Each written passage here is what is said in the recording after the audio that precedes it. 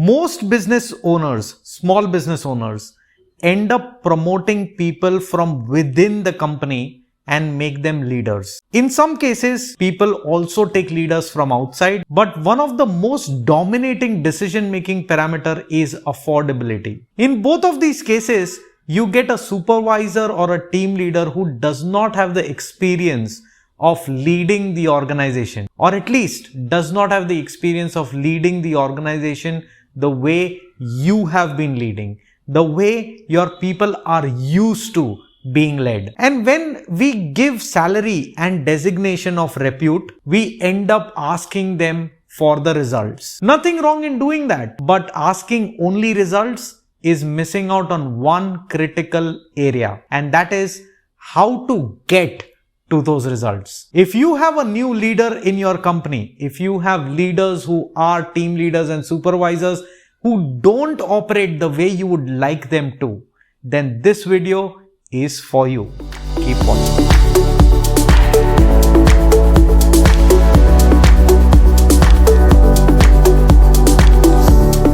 Welcome back, champions. My name is Hardik and I make videos to help your company grow and propel. If you think what I say makes sense, and if you feel a one-to-one conversation with me can help you troubleshoot some of your burning business problems, then all you need to do is go on to my website, scroll a little down, select the relevant icons where you need help on, answer a few very basic questions, and there you should be able to book a free one-to-one consulting call with me. First things first, what is the role of a leader? You may say improve performance. Well, I get that. But what does improvement of performance really encompass? Well, it requires three things. First, ability of the person to identify roadblocks before those roadblocks become active. Second, ability of the person to design solutions, to come up with solutions that can eradicate those roadblocks or at least minimize the impact of them. The third thing that leadership requires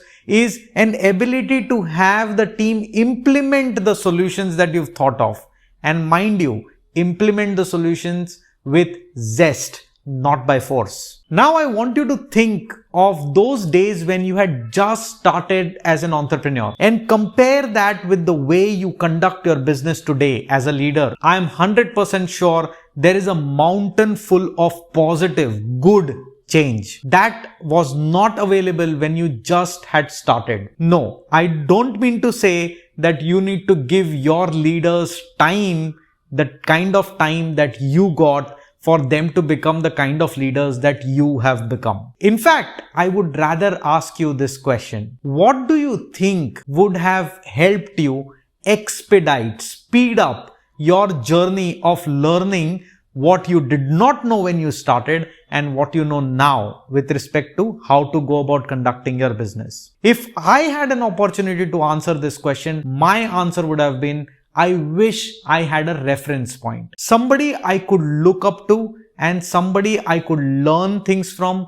and I could simply copy paste that to become a leader as good as that person. And this is exactly what all of you as entrepreneurs, as individual leaders of your organization must do. Create a reference point. And let's discuss how you could go about doing that now. So the moment you have a leader in your organization, a new leader, instead of asking him questions around why is this not fixed? Why is that not fixed? Questions like this can make a person go defensive, especially when he's not really understood how to go about fixing things. Instead, what you should do is this. So there are 4 steps to making sure that the leader really learns how to go about leading your organization. Step number 1, define. Here you are going to sit with your leader and define the goals that he feels and you feel can be achieved for the department that he's handling. Now, this is extremely imperative. Why?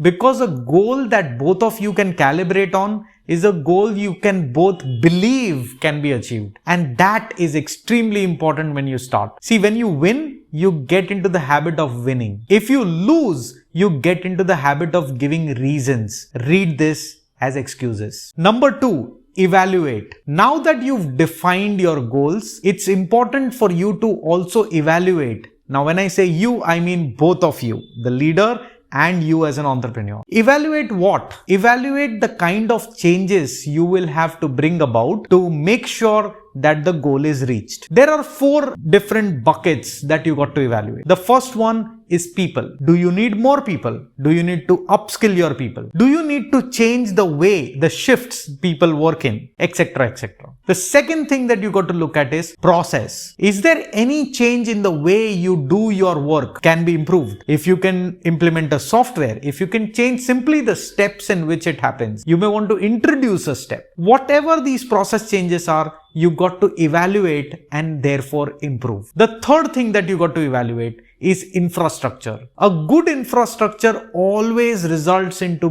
good output. If you have bad infrastructure, superlative people, superb processes, you're still going to fail. So when you invest in infrastructure, don't look at the cost of infrastructure. I would urge you to look at the outcome the infrastructure will bring in. And it's extremely important for, again, you and your leader to evaluate your current infrastructure that will help your people with wonderful processes to bring you wonderful results. The fourth thing is measurement. This is the big thing. It's like a steering wheel to your business. Imagine if you did not have a dashboard on your car which tells you how much fuel is left and you were supposed to go on a long drive. Wouldn't you always be tensed of what will happen to my car in the middle of the highway? Well, measurement is exactly that. It tells you if your business is running out of fuel, if you're going too late, if you're going too fast, if your people are getting tired while they are producing results, or they are not working at all, if you're incurring more cost than what you should be, or you are actually making the product incorrectly in the quest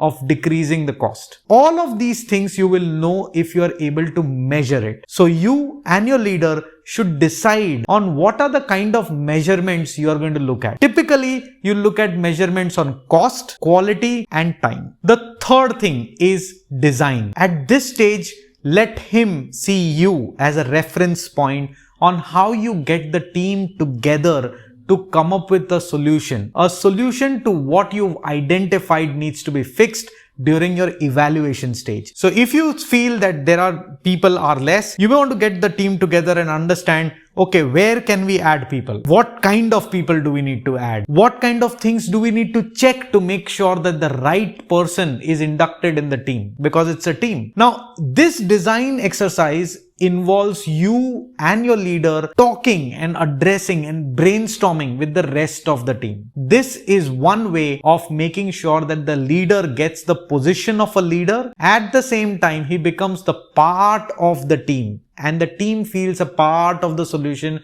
that the leader is going to generate. This is extremely important because a lot of times the leaders may want to do the right things, but the team would retaliate. And the thing that is running in their mind is, this guy is a new guy. Why should I listen to him? Chances are there was some aspiring leader that is already there in the team. He could not get that position. Somebody else got it. All of this can get resolved if you do the design phase very, very well. Let you lead it. Let him be your subordinate, somebody who assists you at this stage, and see so that you can become a reference point for him. The fourth point is implement.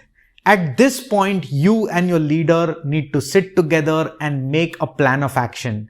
A plan of action to implement the design solution that you thought of together. You, your team, and your leader. This plan of action also needs to be reviewed. So frequency at which you will review, the way you are going to go about reviewing that, all of that needs to be discussed at the implementation stage. Don't forget, you also need to discuss what your leader is going to appreciate and what your leader is going to reward.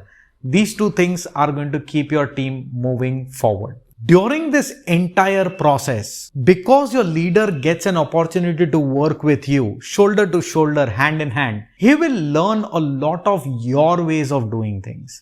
He will learn what you value, what you don't value while making critical decisions, while deciding between two rights. You got to decide what you value and what you don't value versus each other. He will learn that. He will learn how you go about talking to your people, How do you go about coaching them? He will know how you celebrate. Celebrate by applauding people for the smallest improvement that they have brought about. He will know about how you approach a problem.